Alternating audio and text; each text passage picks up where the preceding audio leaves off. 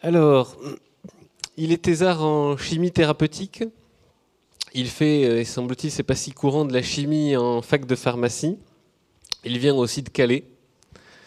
Il est aussi musicien, mais dans un autre genre, puisqu'il pratique le corps d'harmonie. Et je crois pas qu'il l'ait essayé, ni dans un groupe de funk, ni pour faire du hard rock, mais ça viendra peut-être.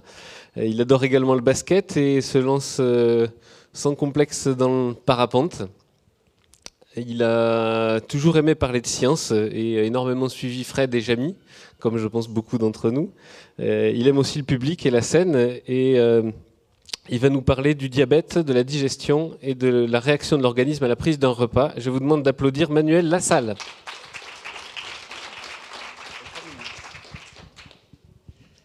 Mesdames et messieurs, quel est pour vous le point commun entre la digestion, un déménagement et le diabète? Alors je vous vois venir, mais non, la réponse, la première lettre est un D, ne m'intéresse pas. Alors, l'organisme en temps normal gère le sucre, il est obligé de le faire, et il le gère grâce à un messager qu'il produit, une hormone, l'insuline. Cette hormone est capable de favoriser le stockage et l'utilisation du sucre par l'organisme. Elle est produite en réponse à la présence de ce sucre dans le sang. Si le système était aussi simple que ça, on aurait deux problèmes. En réalité, d'une part, l'organisme n'est pas systématiquement à l'écoute du message transmis par l'insuline. Et d'autre part, ce système en fait ne fait que réagir à la présence de sucre et ne l'anticipe pas. C'est un petit peu comme si, lors d'un déménagement, vous aviez vos meubles chez vous, le sucre était dans l'intestin, vous avez mis vos meubles dans la camionnette, le sucre est passé dans le sang, puis là vous vous êtes dit peut-être que c'est le moment d'appeler les copains pour qu'ils viennent m'aider à mettre les meubles dans le nouvel appartement, c'est-à-dire pour que le sucre passe du sang aux organes où il est destiné. Heureusement pour vous, en fait, votre organisme anticipe mieux que ça. Effectivement, le tube digestif est capable de détecter et d'informer l'ensemble de l'organisme de la présence du repas avant même que la digestion ne fonctionne à plein régime.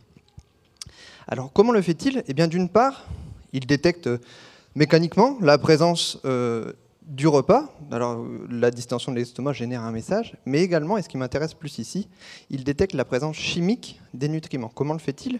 En fait, l'intestin est doté de détecteurs, ce que l'on appelle des récepteurs, qui sont capables de détecter spécifiquement une molécule de nutriments.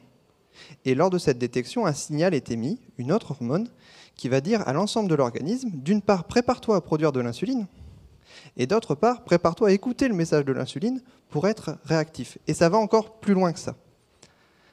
Vous êtes capable, votre intestin, de détecter les outils chimiques que vous produisez pour favoriser la digestion, entre autres les acides biliaires.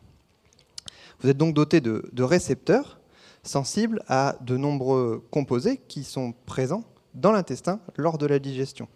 Eh bien, ces récepteurs, les chercheurs les considèrent comme de belles opportunités. Pourquoi? Pour aider à traiter le diabète. En effet, dans le diabète, on a un problème de gestion du sucre. Eh bien, puisque ces récepteurs favorisent la gestion du sucre par l'organisme, pourquoi ne pas les mimer? En fait, ce qu'on va essayer de faire, c'est d'obtenir des composés qui vont être capables d'activer un de ces récepteurs pour favoriser la génération de ce message, la fabrication de cette hormone qui favorise l'utilisation du sucre par l'organisme et qui, du coup, peut baisser le problème causal du diabète, l'excès de sucre dans l'organisme. Voilà. Merci beaucoup.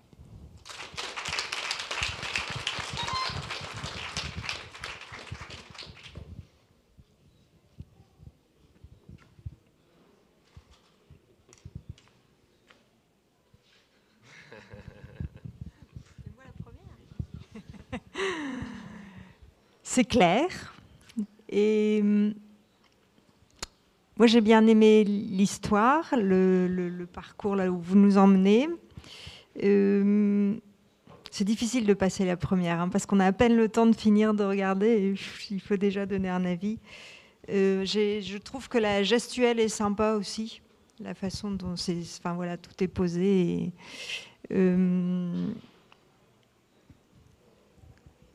Qu'est-ce que je pourrais encore rajouter à ça?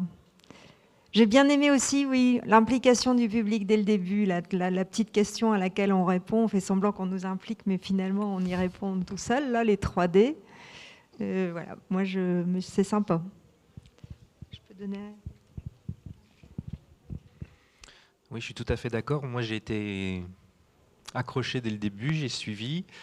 À la fin, il y a eu le poète à 30 secondes. Là, j'ai un petit peu décroché. Et voilà, dans les 30 dernières secondes, je voudrais que vous nous réexpliquiez rapidement. L'idée, c'est donc de créer des composés qui vont activer ces récepteurs dans l'intestin afin de combattre le diabète. Oui, c'est ça. En fait, puisque en temps normal, l'activation de ces récepteurs par leur activateur naturel génère un message qui favorise la gestion du sucre, l'idée c'est de venir artificiellement stimuler ces récepteurs.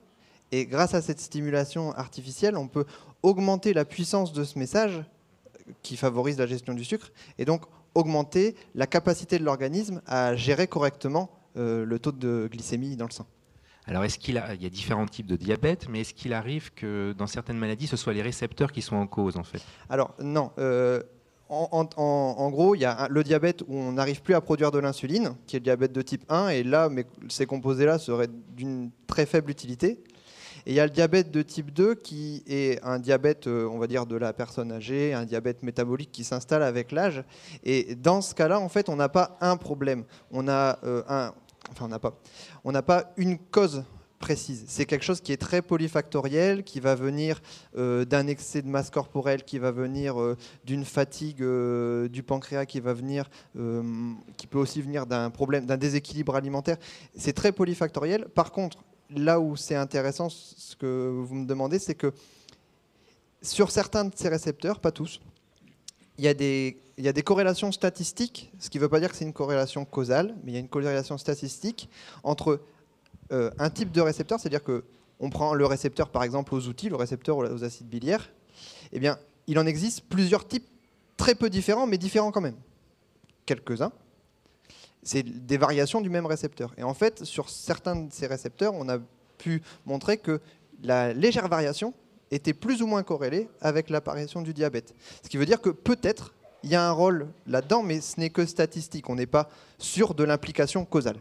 Voilà. Merci. Merci beaucoup. J'avais la même question d'Olivier sur la technique, donc je vais en passer. J'aurais bien aimé, peut-être pour ceux qui connaissent un peu moins, peut-être que vous utilisez l'histoire de déménagement, que vous continuez jusqu'à la fin avec pour oui. Un peu. Bah oui, je l'ai oublié. Ah, voilà. J'avais encore une image sur la fin et j'ai oublié. Parce que c'est vraiment une excellente méthode d'amener le public avec vous pour ceux qui ont un peu moins de background scientifique. Donc, normalement, il y avait un truc qui continuait, mais je l'ai oublié. Donc, voilà. Pour la prochaine. Oui, bah oui, bien sûr. C'était je comparais les outils chimiques à des cartons. Vous voyez les cartons dans votre couloir, ils sont encore pliés. Et ben vous pensez tout de suite à appeler vos amis pour qu'ils soient présents pour le déménagement. Voilà, c'était ça la fin. Donc moi aussi j'avais cette remarque. Et également alors ces récepteurs qu'on veut ramener, on veut ramener des récepteurs dans l'intestin, c'est ça? Non, on veut faire arriver dans l'intestin des composés, des petites structures chimiques qui vont faire croire au récepteur que dans l'intestin, il y a des nutriments. Donc le récepteur est présent à la surface de l'intestin, il ne peut pas en bouger vraiment. C'est un petit peu il étudie ce qu'il y a dans l'intestin, le récepteur. Il regarde ce qu'il y a, puis quand il voit passer quelque chose qu'il reconnaît, il prévient le reste de l'organisme. Et nous, ce qu'on veut faire, c'est obtenir des composés de petite taille, des petites molécules chimiques, qui, en passant dans l'intestin, vont faire croire au récepteur qu'il y a le nutriment. Et donc le récepteur, il va faire transmettre le signal à l'ensemble de l'organisme. Préparez-vous à accueillir un repas alors qu'il n'y a pas forcément de repas. Et ça s'ingère donc? Ça s'ingère. Combien de temps avant c'est quelque chose qu'on est en train d'étudier en ce moment. On n'est pas... Alors, on ne sait pas encore en combien de temps ça peut agir.